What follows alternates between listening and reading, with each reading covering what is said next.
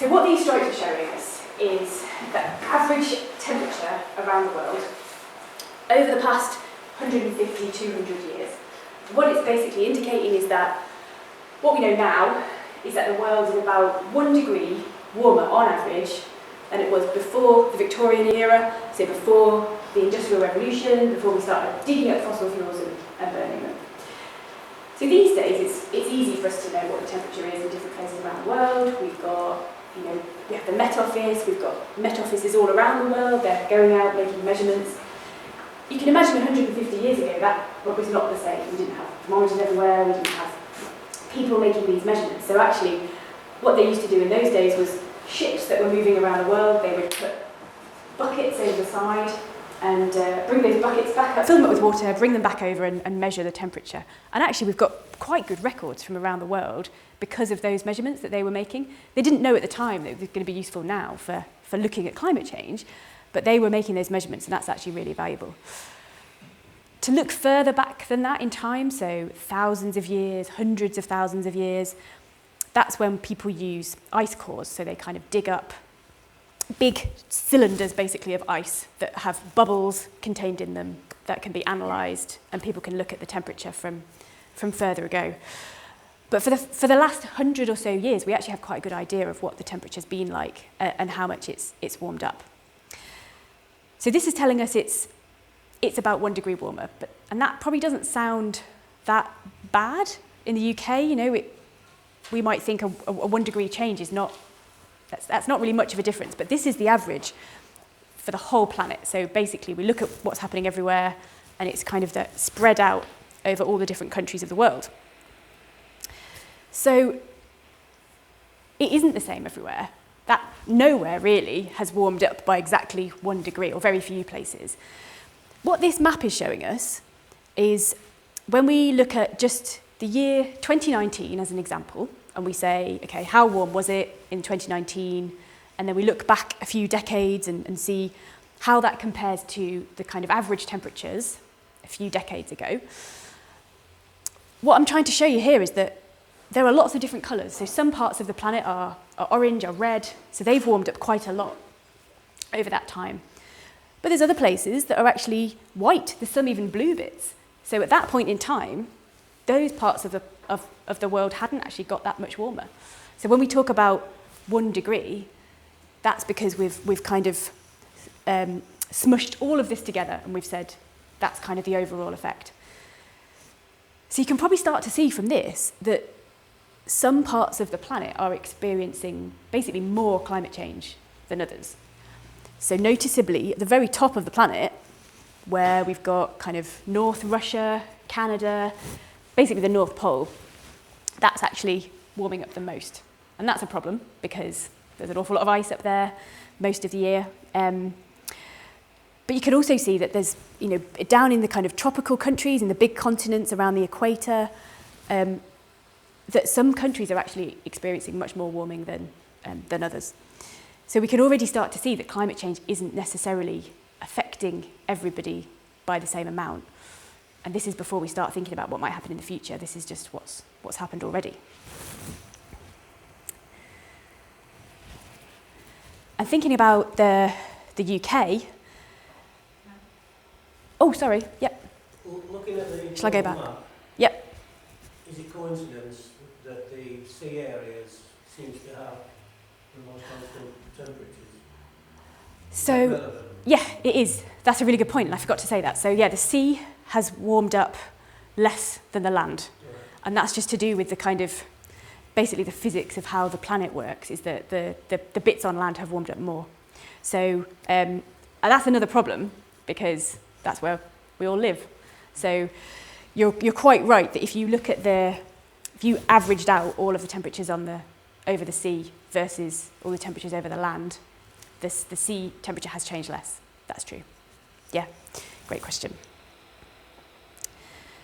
So thinking about the UK specifically, since our records began, the 10 warmest years on record have all occurred in the last 20 years. Yep. Sorry, when did your records begin? So in this case, this is like the sort of Victorian times, like the 1800s, basically. So that's, yeah, and the reason I'm, I'm hesitating as I'm saying this, because I think actually it's now since 2003, because I think the most recent year has also been hottest. So basically, every year we keep getting one of the hottest years on record. So this is sort of just to emphasize really that different things are happening around the world, but we are seeing warming here, even though we might not feel like, I'll come on to the heat wave later, we might not feel like it's always that much warmer here, but it is getting warmer in the UK. So why is this happening? And this is something that a lot of scientists around the world have been studying for decades, really, to try and work this out. I think scientists love to disagree with each other, so certainly not the case that everyone just thought, okay, yeah, that seems like a simple explanation, so we'll go with that. This has been, decades of work has kind of contributed to us getting this understanding of what's going on. And that is that we think now that human activities have slightly changed the balance of the gases that are in our air. So the air around us is made up of lots of different kinds of molecules. So oxygen is the one that we know the most about, that's the one we breathe in. But there's actually lots of other things in there as well. And some of the gases that are in the air, they're actually present in really, really tiny concentrations, so we don't normally think about them. Oxygen's the one we're mainly concerned about, but there are some others like carbon dioxide and methane. They're probably the ones that people have heard about. Yeah? What are the gases? Yeah. So the thing that makes them greenhouse gases, it's hard to explain this without getting a bit complicated, because it's all to do with the way that the individual atoms in those compounds are arranged. So not every gas is a greenhouse gas. So something like oxygen isn't a greenhouse gas, whereas carbon dioxide, because of the way basically the carbons and the oxygens are kind of arranged relative to each other, when you sort of draw out its structure, there's a very specific characteristic of some gases that means that because of their shape, they can interact with heat in the atmosphere, basically, and make it warmer. So that's why it's only some gases that do this. So carbon dioxide is one, methane is one, and not all gases are going to have this effect. So those gases are in the air at really, really tiny amounts. And actually, if they weren't there at all, the planet would be far too cold for us to live here. So we do need a small amount of these greenhouse gases. If there was no carbon dioxide at all, we wouldn't have, humans would not have evolved and be living on the planet. So we need some of them, but the problem is that we've really been pumping lots of them in there. And once they go into the air, you can't really see my circles, but let's see. It's basically like layers and layers adding on, like a blanket around the planet. As we keep pumping these gases into the air, they're forming this blanket around the planet, and it warms up, and it warms up. And they don't really go anywhere. They hang around in the air for quite a long time. And that's another reason why they are a problem, because they aren't just kind of disappearing. They're staying there. So, oh, yeah. When you say hang around for a long time, so if we were to change something substantially, how long would it take to improve? So that's a fantastic question. So carbon dioxide, once we put it in there, will stay for about 100 years. But that doesn't mean that it takes necessarily 100 years for us to start seeing changes once we change our emissions. Because there's a lot that's been emitted in the past that's kind of accumulated this level that's there. And as those gases start to deplete, if we don't kind of replace them, then we will see basically a stabilising of the amount that's in the atmosphere. So although they last a long time, it doesn't mean that it takes all of that time for us to start to see a change if we stop emitting them. Sorry, can I just... brilliant questions. Could we hold on to those for the Q&A session? And then Kat can finish her talk and then you can come back and ask all these questions. And everybody gets a fair chance to ask them. The yellow cards are mainly for the technical, like the carbon dioxide and that kind of thing. Just that you can finish it. Okay. Brilliant. Thank you. But definitely remember them and ask me afterwards. So we know they're a problem, these things called greenhouse gases. But where do they come from? What things do we do that cause them to end up in the air? So what I'm showing here are all of the world's emissions of greenhouse gases, and the size of each of those squares basically tells us how much of a contribution that section of society or that process, that sector, makes to our total emissions. So I'm not going to go into too much detail about these different sectors and where emissions come from, because you're going to hear much more about that next time from Simon, who's with us tonight. So I'm just going to say, you can tell from this that pretty much everything we do results in the emission of these greenhouse gases. And that is why it's so difficult for us to change what we do and to actually produce fewer of them, because they're sort of implicated in everything that we do. So the biggest square that we've got there is called electricity and heat. And so basically, most of our greenhouse gases come from digging up fossil fuels, so coal, oil, and getting gas from under the ground, and essentially burning it to generate energy. So that's the main way that we're creating these emissions. This kind of diagram would look a bit different for different countries around the world. So that's the average. It's a bit different for the UK, but I'm not going to spoil the surprise. You can find out about that next time. So we know things have warmed up by about 1 degree.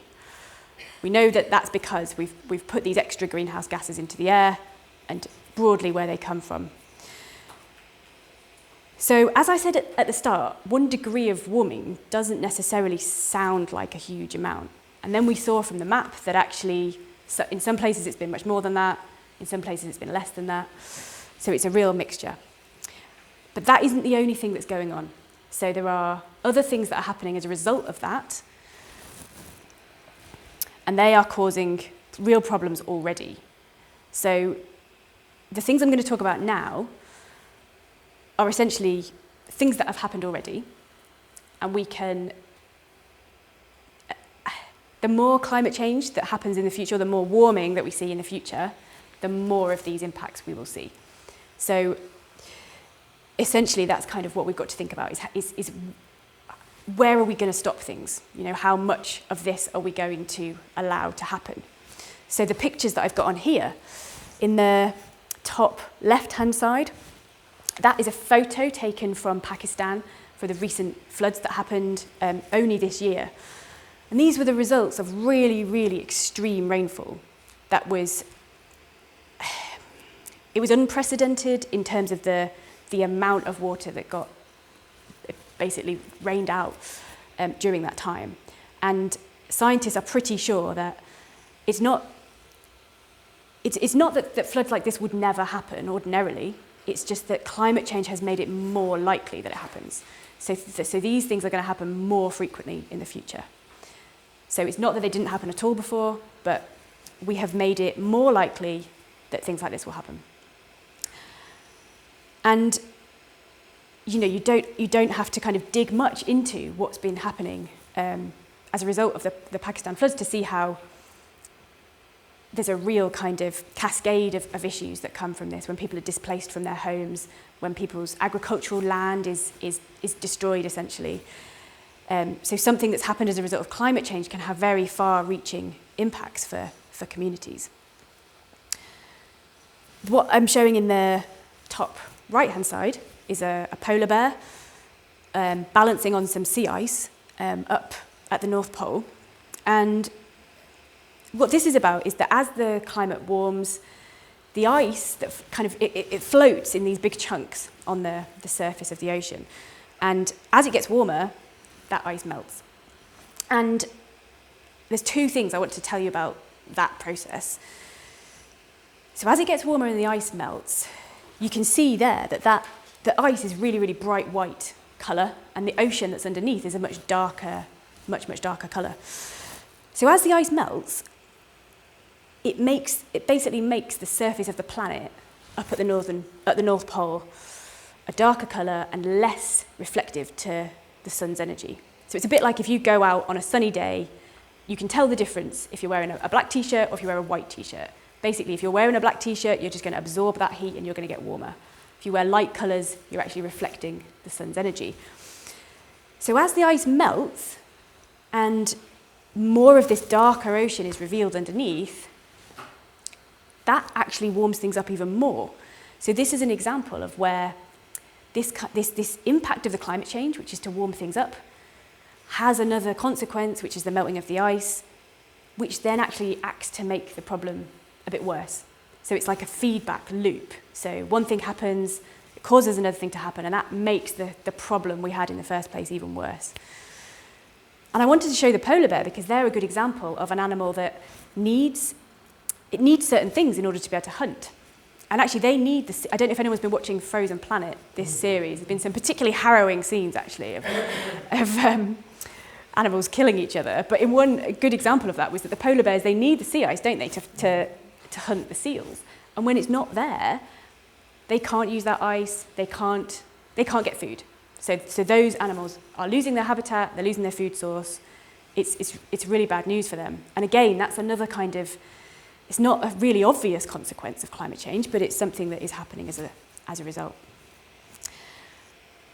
In the bottom left-hand corner, you're probably all very familiar with this map. This was from July in this year when we saw really unusually warm temperatures in the UK. I don't know about everybody else. I'd gone away for a work meeting and I was staying in a hotel with no air conditioning, with just a group of people who were gradually melting throughout this time. And so it was unprecedentedly hot. And you probably remember that a lot of the infrastructure in the country, in terms of public transport, in terms of some of the things we rely on, really ground to a halt during this time. You know, we are not set up for this kind of heat. And so it was only a couple of days. But with climate change, what we're seeing is that these things are happening more often. So again, it's not that we would never have a heat wave before. I'm sure some of you will remember periods of time when you were younger, when it might have been really hot for a short period.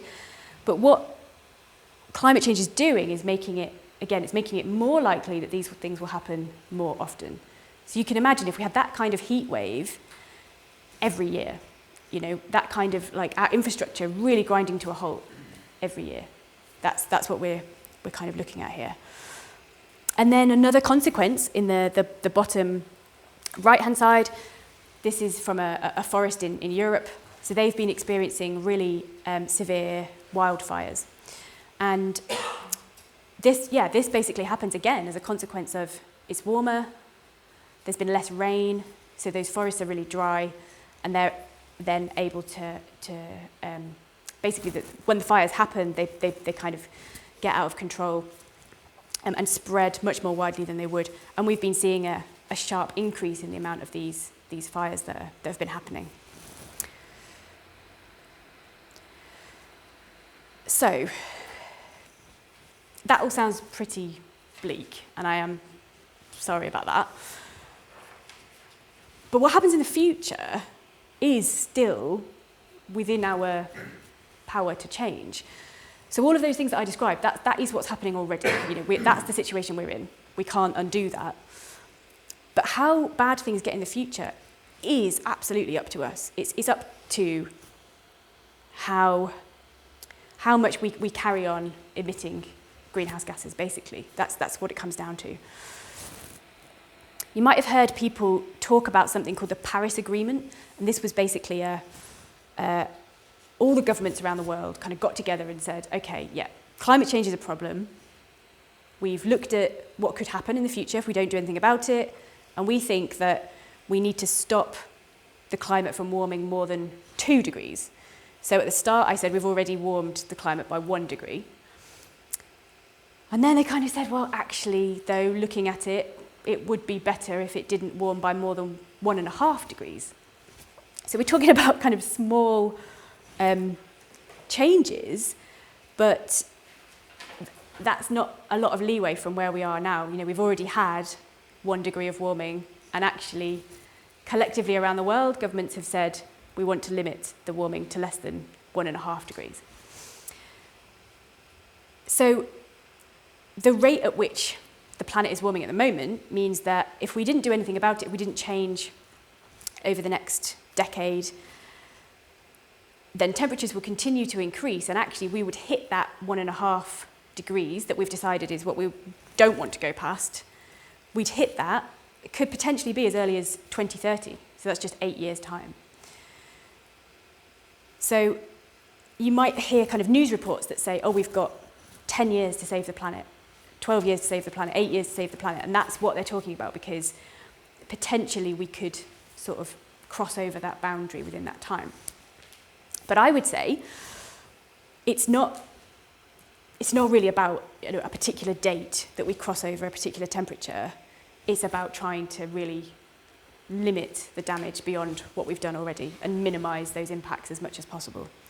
So I wouldn't get too caught up in, you know, how many years we've got for this and which date we've got for this. It's about absolutely trying to minimise as much as possible. And so I mentioned there that there was a kind of an agreement to say, okay, 2 degrees, that's too much. We don't want to go beyond that. But then actually, scientists did lots of studies and said, well, how much difference does it make if we try and keep the warming to below 1.5 degrees? These are a bit small, but I just wanted to highlight here that it makes quite a big difference, that distinction. You know, that 0.5 degree is important. So the example I've got on the bottom is limiting warming to 1.5 degrees. It's the difference between losing most of the world's coral reefs and losing basically all of the world's coral reefs if the climate warms by 2 degrees. So even though that doesn't sound like a very big change, it's enough to kind of preserve some of those coral reefs. And the one on the top is about the amount of the world's population that are exposed to extreme levels of heat.